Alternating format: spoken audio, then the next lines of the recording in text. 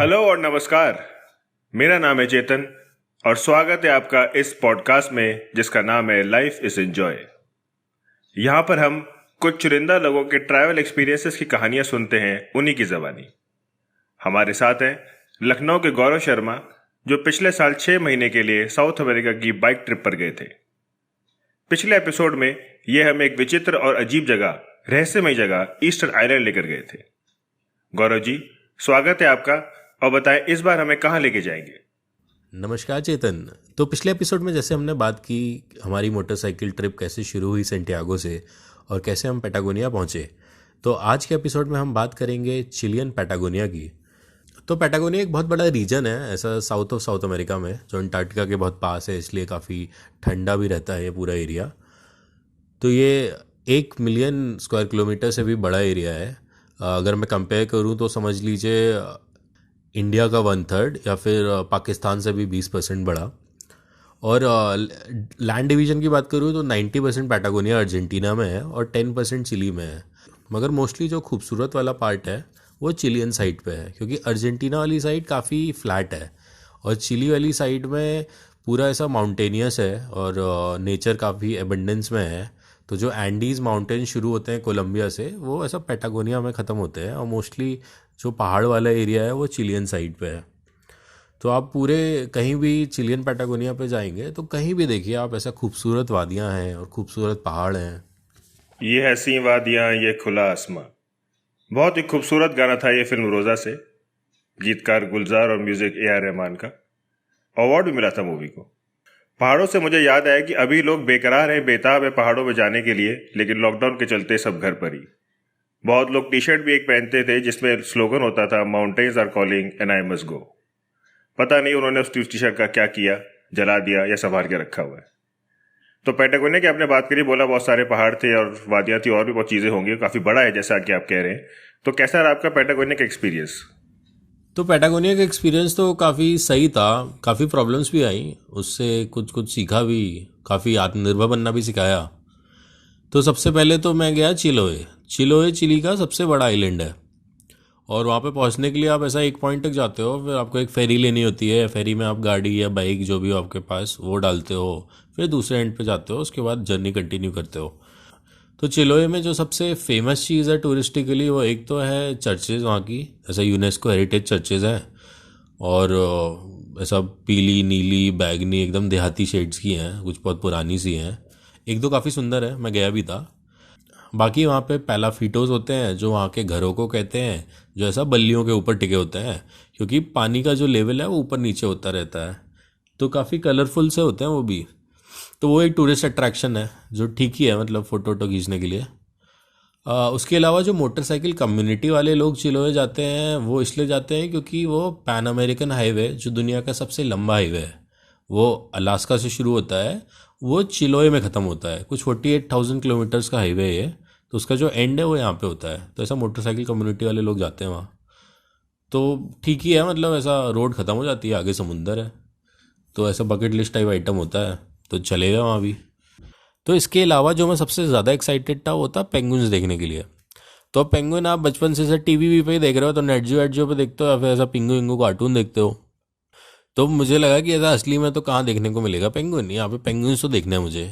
और मैंने जब मैं जा रहा था तो मैंने ऐसा विजुअलाइज किया था कि मैं ऐसा जाऊँगा, एक जगह रोड पे एंड होगी, वहाँ पे ऐसा भर भर के पेंगुइन्स होंगे, ऐसा मोटरसाइकिल के चारों तरफ पेंगुइन है, कुछ पेंगुइन मोटरसाइकिल पर भी चढ़ रहे हैं, वहाँ पर फोटो वोटो ले रहे हो, तो काफ़ी कूल होगा। तो काफ़ी कुछ मैंने ऐसा विजुअलाइज किया था। बट वहाँ पहुँच के मुझे पता चला कि ऐसा पेंगुइन तो एक आइलैंड में है, तो वहाँ से आपको एक बोट लेनी पड़ेगी, तो आप वहाँ उस आइलैंड पे जाओगे, फिर वहाँ पे पेंगुइन देखोगे। और वहाँ पहुँच के मुझे पता चला कि पेंगुइन होते हैं 17 टाइप के। तो जो आप ऐसा एक ब्लैक एंड वाइट बड़ा सा क्यूट सा पेंगुइन देखते हो, वो किंग पेंगुइन होता है या एम्परर पेंगुइन कहते हैं उसे, और वो अंटार्कटिका वाला होता है। बट यहाँ पे जो पेंगुइन थे वो तो बड़े ही गरीब से थे। ये होते थे ब्राज़ीलियन पेंगुइन, ये ब्राज़ील से माइग्रेट करके इधर आते थे। तो मुझे लगा ब्राज़ील तो ऐसा ठंडा भी नहीं है, मतलब मैं क्या, ये तो बड़ा बेवकूफ़ बना दिया उन्होंने। तो खैर छोड़िए, मतलब थोड़ा तो डिसअपॉइंटिंग था। बट वहाँ पे जो सबसे बड़ा मुझे सरप्राइज़ था वो था खाने का। तो चिली में तो खाना काफ़ी टट्टी है, जैसा पिछली बार हमने डिस्कस किया। बट यहाँ पे कोई डिश है कुरांतो, जो ऐसा ग्लोबली काफ़ी फेमस है, जो चिलोए का ही ओरिजिन है और काफ़ी मिशलिन स्टार रेस्टोरेंट्स में मिलती है। तो कुरांतो ऐसा एक सूप का बेस होता है, उसमें बहुत सारे स्टीम्ड शेल वाले वो होते हैं, जैसे मसल्स वगैरह हो गए। उसके अलावा थोड़ा मीट होता है, सॉसेज होती है और आलू होता है। और इसके साथ एक चिमीचूरी का कोई वर्जन देते हैं जो एकदम अचार जैसा लगता है। और वो इतना टेस्टी था ना, मतलब मज़ा ही आ गया। मतलब मैं कहा ये तो बहुत ही बढ़िया है। बाकी वहाँ पे मौसम जो था वो काफ़ी ख़राब था। पूरे टाइम ऐसा ग्लूमी सा था। वहाँ कभी भी बारिश हो जाती है, कभी भी बर्फ़ गिर जाती है, कभी भी धूप आ जाती है। तो ऐसा बहुत फेमस वहाँ पे कहावत भी है जो महात्मा गांधी ने कही थी कि पेटागोनिया का मौसम और इंस्टाग्राम के फॉलोअर किसी के सगे नहीं होते। जी हाँ, पिछली बार जब हम बात कर रहे थे तो आपने बताया था कि साउथ अमेरिका की इस ट्रिप में आपका एक बकेट लिस्ट में एक पॉइंट ये भी था, एक सड़क पर जाना, जो कि जिसको बहुत ही खूबसूरत सड़क कहा जाता है, one of the most beautiful roads of the world. तो आप इस सड़क पर गए? कैसा रहा आपका इस सड़क का सफ़र? जी बिल्कुल। तो ये जो रोड है इसका नाम है कारातेरा ऑस्ट्रल। और ये 1250 किलोमीटर लंबी रोड है और इसको one of the most beautiful routes भी कहते हैं दुनिया का। तो काफ़ी मोटरसाइकिल कम्युनिटी के जो लोग हैं, जो साइकिलिस्ट हैं या जो ट्रैवलर्स हैं, उनके बकेट लिस्ट में आता है ये। और ये जो पूरा रूट है ये ऐसा थॉरोली सीनिक है। ऐसा नेचर तो यहाँ इतना पेल के है ना। और मुझे जो समझ में आया वो वही है कि ऐसा 3 पार्ट्स में डिवाइड है लैंडस्केप। तो जो पहला वाला पार्ट है उसमें ज़्यादा पेड़ हैं, ऐसा ज़्यादा डेंस जंगल टाइप के हैं। जो बीच वाला पार्ट है वहाँ पे ज़्यादा रॉकी माउंटेन्स हैं। जो लास्ट वाला पार्ट है वहाँ पे ज़्यादा बर्फ़ और ग्लेशियर्स और ये सब चीज़ें हैं। तो आप समझ लीजिए पूरा जो एरिया है ये डॉट रार फाइल है नेचर का। तो इसको अगर आप अनजिप करेंगे तो ये निकलेंगे पहाड़, ये निकलेगी नदी, ये झरने निकल रहे हैं, ये ग्लेशियर, वॉल्केनो, बर्फ़। तो सभी कुछ है यहाँ पे। तो अगर हमारे प्लानिट को अपने आप को एडवर्टाइज करना हो ना, तो मेरे हिसाब से तो ये बेस्ट जगह है। मतलब यहाँ पे सब कुछ है। तो कारातेरा हॉस्टल में पहुँचने के लिए आप स्टार्ट करते हैं पुर्तो वारस में, जो एक छोटा सा बैकपैकर टाउन है। मैं काफ़ी एक्साइटेड था पुर्तो वारस के लिए, क्योंकि पुर्तो वारस की अगर आप फ़ोटोज़ देखें तो बहुत ही खूबसूरत है। एक छोटा सा टाउन है, उसके पीछे बहुत बड़ा एक लेक है, उसके पीछे एक वॉल्केनो है जो like one of the most perfect volcanoes in the world है। मतलब अगर आप उसको देखें तो एकदम परफेक्टली कोनिकल है, नीचे ऐसा लेक है और इतना ऊंचा वॉल्केनो और आधा बर्फ से ढका हुआ। मगर वहाँ पे मौसम इतना ख़राब था कि मैं वहाँ 3 दिन था और मैं लिटरली वॉल्केनो के बगल में खड़ा हूँ और मुझे वॉल्केनो ही नहीं दिख रहा। खैर, तो पुर्तो वारिस से कारातेरा हॉस्टल पहुँचने के लिए 2 रूट्स हैं। या तो आप एक फेरी लेंगे 45 मिनट्स की, जो सीधे आपको दूसरे एंड पे पहुंचाएगी जहाँ पे कारातेरा हॉस्टल शुरू होगा। या फिर आप एक दूसरा रूट लेंगे जिसमें आपको 5-6 घंटे लगते हैं। वो ऐसा अराउंड होके पूरा जाता है पहाड़ों के बीच से और कारातेरा हॉस्टल पे ज्वाइन करता है। तो रोड्स वहाँ पे थोड़ी ख़राब है, बट हमने सोचा कि भाई यही ले लेते हैं। अब हम तो नेचर में मोटरसाइकिल चलाने आए हैं, हम कहीं पहुँचने तो आए नहीं। हमारे लिए तो जर्नी इज़ द डेस्टिनेशन। तो हमने वो वाला रूट ले लिया। तो अब इन हाइंडसाइट मैं देखूं तो मुझे लगता है कि ये नहीं करना चाहिए था, मुझे फेरी ले लेनी चाहिए थी। क्योंकि उस रोड पे जो इश्यूज आए, इवन बिफोर रीचिंग कारातेरा हॉस्टल, अगले 15,000 किलोमीटर तक वो प्रॉब्लम से ही जूझता रहा मैं। तो फिर जैसे वो वाला पूरा रूट हो गया, मैंने वहाँ पे पेल दी मोटरसाइकिल, एकदम पेल के चलाई कि भाई हिमालयन है, ऑफ रोड है, एकदम पेल के चला रहा हूँ। तो मेरे साथ प्रॉब्लम क्या था, मेरे पास बहुत सारा सामान था, कुछ 55-60 किलो सामान था मोटरसाइकिल पे और 80 किलो का मैं था। आई थिंक 85 का था मैं। अब मेरा ऑलरेडी जो मेरा खुद का सामान था वो बहुत ज़्यादा था, बट जिस भाई से मैंने मोटरसाइकिल खरीदी थी उन्होंने पेल के सामान दे दिया था जो मोटरसाइकिल ठीक करने का था। अब मैंने वो रख लिया कि भाई सीख लेंगे। अब मुझे तो कुछ नहीं आता भाई, मैं इंजन ऑयल भी नहीं डाल पाता खुद, मैं बस पेट्रोल की टंकी खोल लेता हूँ कि भाई पेट्रोल भर दो, उसके अलावा मुझे कुछ नहीं आता। ऐसा मतलब मुझे मोटरसाइकिल चलाना पसंद है, मैं ऐसा मोटरसाइकिलिस्ट नहीं हूँ जो बहुत पैशनेट है मोटरसाइकिल्स के बारे में। मतलब ऐसा वैलेंटीना रोसी की टोपी लगा के नहीं घूमता ना, मैं मोटो जीपी देखता हूँ टीवी पे। मतलब वही है कि भाई बचपन से बाइक चला रहे हैं तो मज़ा आता है तो बाइक चलाते हैं। तो अब जैसे ही मैं कारातेरा हॉस्टल पे पहुंचा तो मुझे तो काफ़ी एक्साइटमेंट हो गया, wow best road in the world, और आगे के दिन तो बहुत ही अमेजिंग होंगे, मज़ा आएगा, बाइक पे जाएंगे। तो ऐसा कुछ 30 किलोमीटर ही हुए थे उस रोड पे, तो मैंने देखा कि जो बाइक की नंबर प्लेट है वो ऐसे टायर पे लड़ रही है। अब मैं उतरा, मैं कहा भाई ऐसा कैसे पॉसिबल है, क्योंकि जो बाइक की क्लियरेंस है वो बहुत ज़्यादा है क्योंकि ऑफ रोड बाइक है। फिर मैंने रियलाइज़ किया कि जो बाइक की चेसी है, जिससे बाइक एक एक्सिस पे होती है, वो टूट रही है। मतलब मैं तो आई वॉज फ्लेबरकास्टेड कि भाई ऐसा तो कभी देखा ही नहीं है कि बाइक ऐसा बीच से अलग हो रही है, बाइक दो टुकड़ों में हो जाएगी। तो मैं तो बहुत टेंशन में आ गया। उसके बाद मैं 10 की स्पीड पे धीरे धीरे गया और अगले टाउन में पहुंचा मैं, हॉर्नो पे रेंज, जो गजब ही छोटा टाउन है। तो वो लास्ट टाउन है, उसके बाद आपको 5 घंटे की फेरी लेनी होती है आगे जाने के लिए कारातेरा हॉस्टल में। अब वहाँ पे कोई मैकेनिक भी नहीं, तो मैं तो मुझे समझ नहीं आया मैं क्या करूँ। तो मैंने सब फोटो वीडियो वीडियो लेके मोटरसाइकिल कम्युनिटी के लोगों को भेजा। तो सब ने डरा दिया कि भाई कोई पॉइंट ही नहीं है, ये बाइक तो भाई ख़त्म हो गई है, मतलब ऐसा कैसे हो सकता है, और ये बाइक तो आगे नहीं जाएगी, या तुम भेज दो या फिर बस बस करके जाओ तुम आगे। तो मैं काफ़ी डिमोटिवेटेड था। तो फिर सुबह मैं निकला वहाँ पे उसी शहर में। तो मुझे एक वेल्डिंग वाला मिल गया। मैं वेल्डिंग वाले की दुकान पे गया, तो भाई मेटालिका का इंटर सैंडमेंट चल रहा है। मैं कहा वाह, ये तो काफ़ी कूल मैकेनिक है। तो उसको मैंने, स्पेनिश तो आती नहीं थी, तो मैंने कुछ कुछ ट्रांसलेट करके बताया। अब पता नहीं क्या ट्रांसलेट हुआ, बट ऑब्वियसली मैं यही बताना चाह रहा था कि भाई बाइक टूट के दो हिस्सों में हो रही है। तो वो हंसने लगा कि ऐसा कैसे पॉसिबल है, बट लिटरली ऐसा ही था। मतलब ऐसा गलत तो नहीं बोला मैंने। फिर मैं बाइक लेके आया। फिर उसने बोला कि ट्राई करते हैं, तो उसने 2-3 घंटे लिए और उसने वेल्ड कर दी। तो मैंने कहा ये तो सही है यार, वेल्डिंग तो हो गई। तो मैंने थोड़ा टेस्ट वेस्ट राइड ली, मैंने कहा ये तो सही चल रही है। तो फिर वो जुड़ तो गई थी, बट मेंटली मुझे पूरा रहा कि भाई आगे कुछ भी हो सकता है। वही मतलब टूटी चीज़ें वापस जुड़ती तो नहीं है, बस आप मलहम लगा सकते हो उन पे।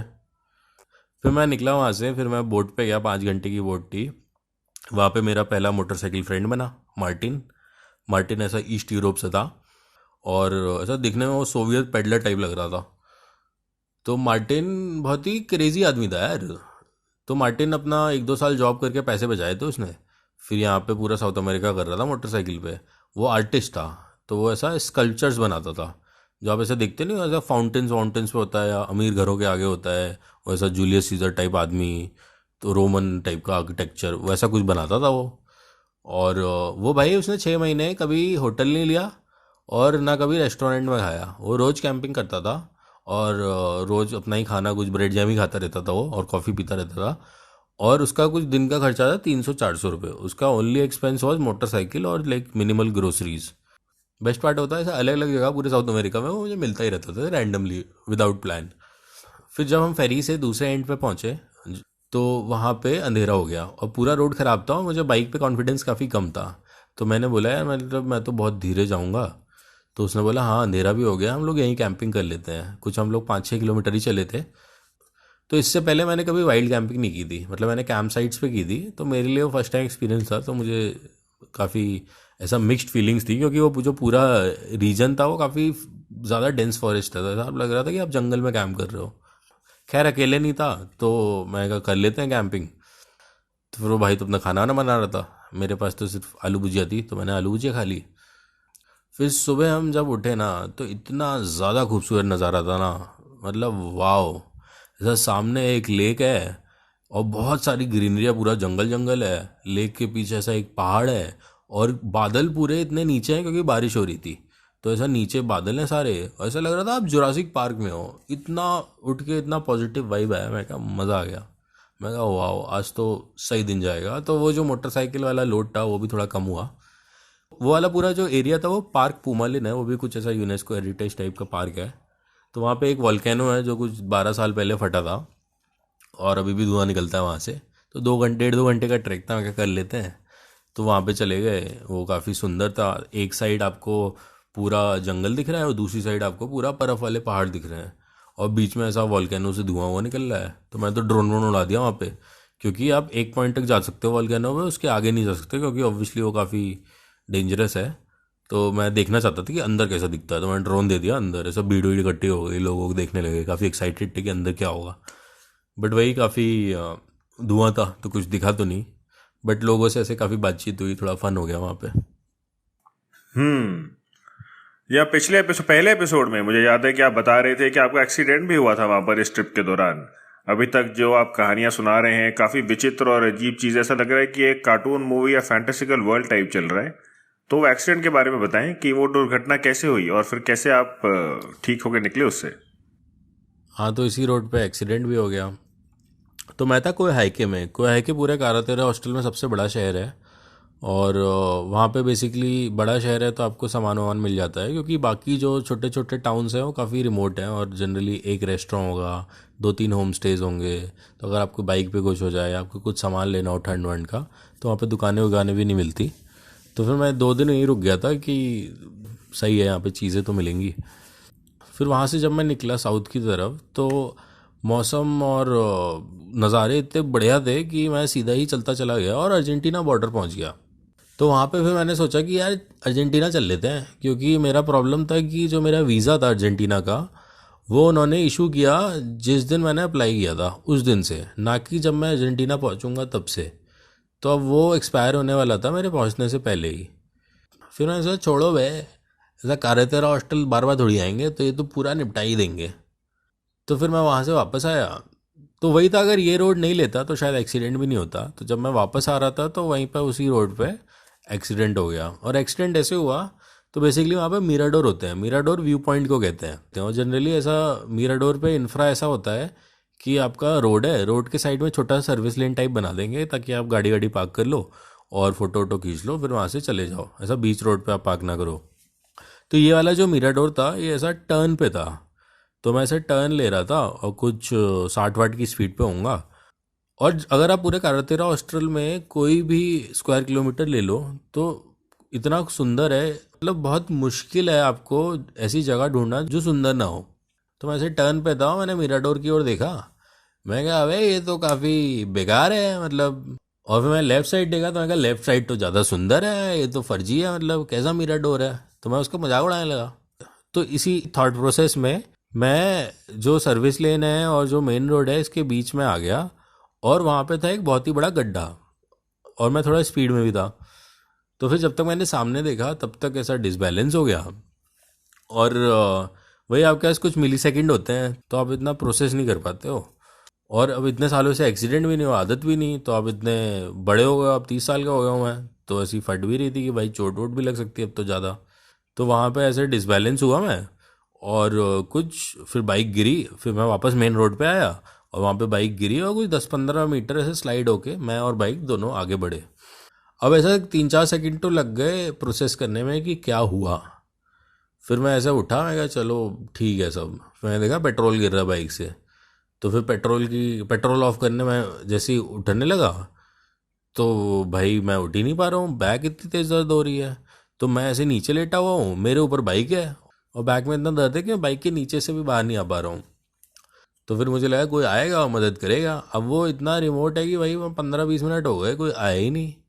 और मतलब इतनी देर हो गई, मुझे समझ ही नहीं आ रहा क्या हो रहा है, और मुझे दर्द भी हो रहा है और घुटने उठने भी छिल गए थे। तो फिर सामने से एक गाड़ी आई, उन्होंने रोका, फिर वो लोग दौड़ के मेरे पास आए।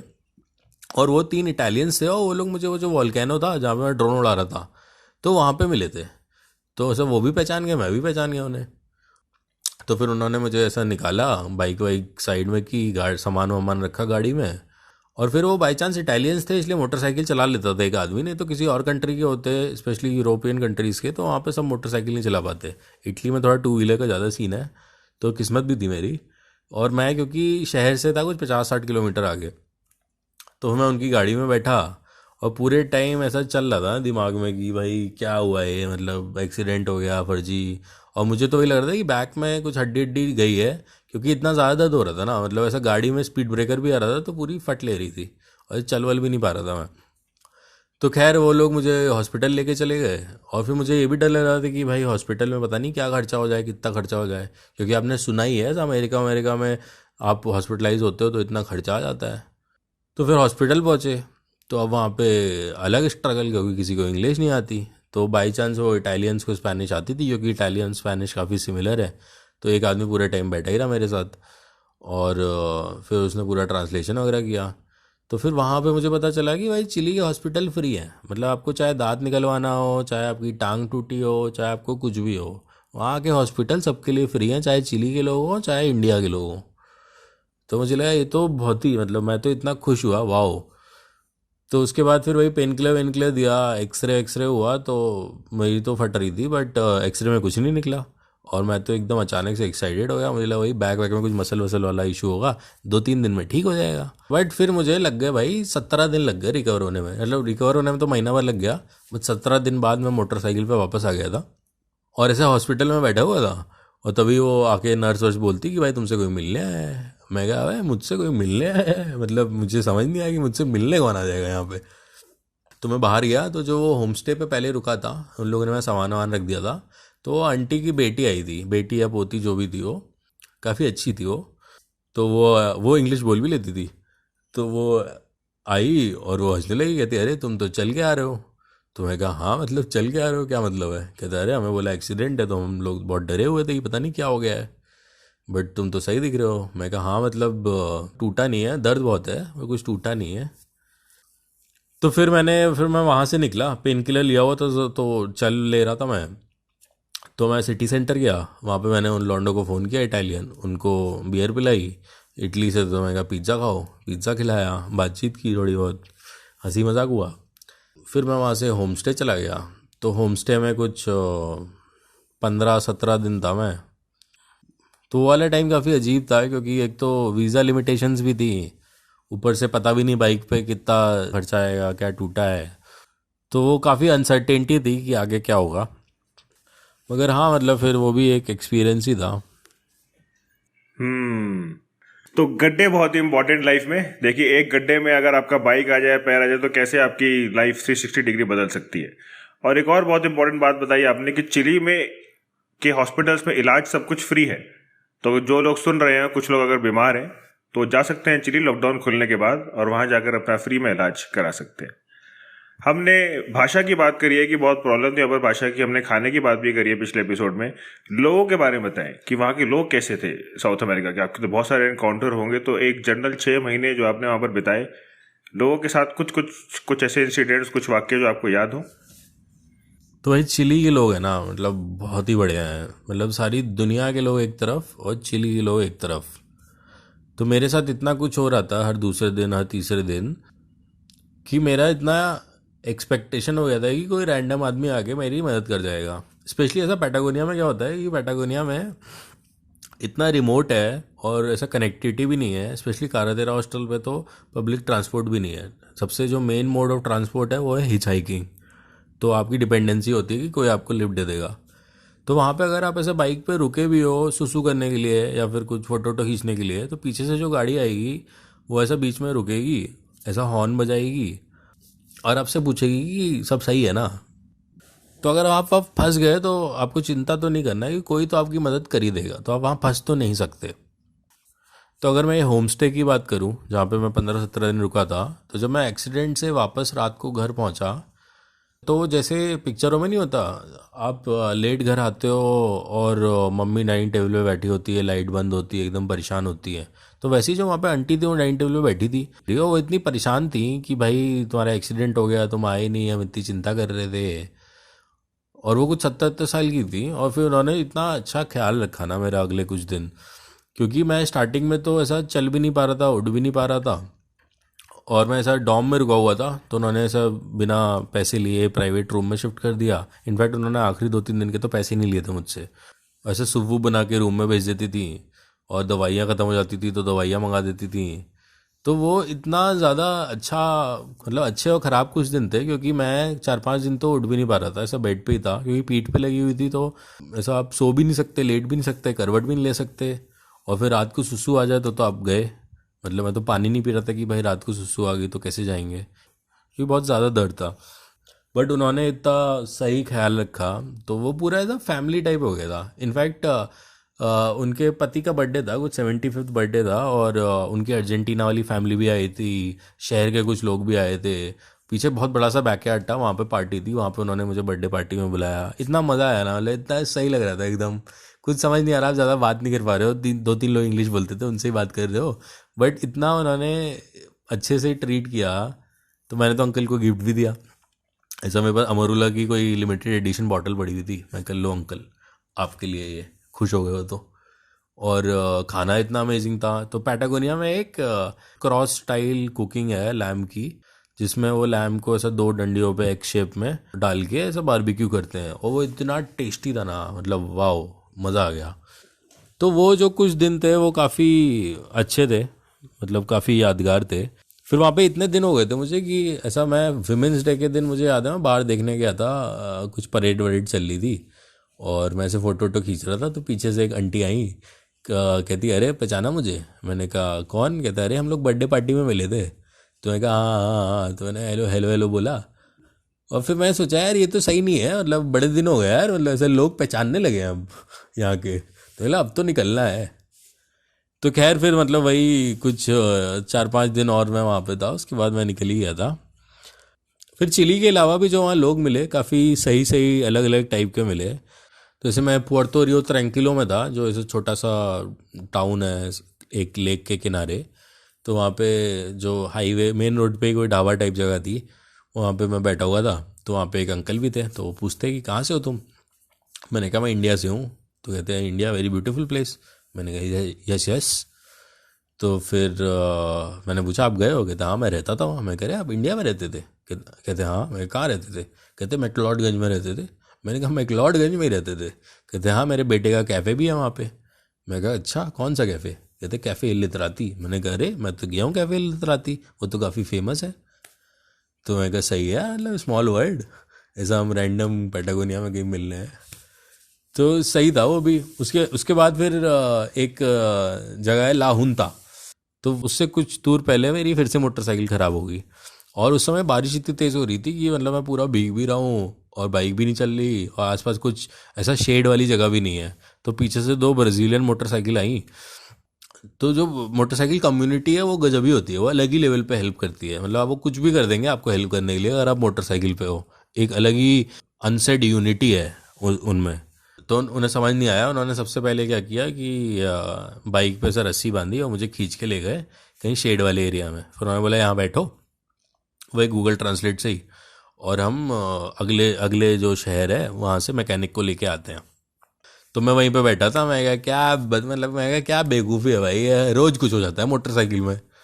तो फिर मैंने थोड़ा सा दिमाग लगाया, तो वो पाइप टूटा था कुछ ऑयल वॉयल का, तो मैंने कपड़े वपड़े से बांध दिया और बाइक स्टार्ट हो गई। मैं कहा वाओ।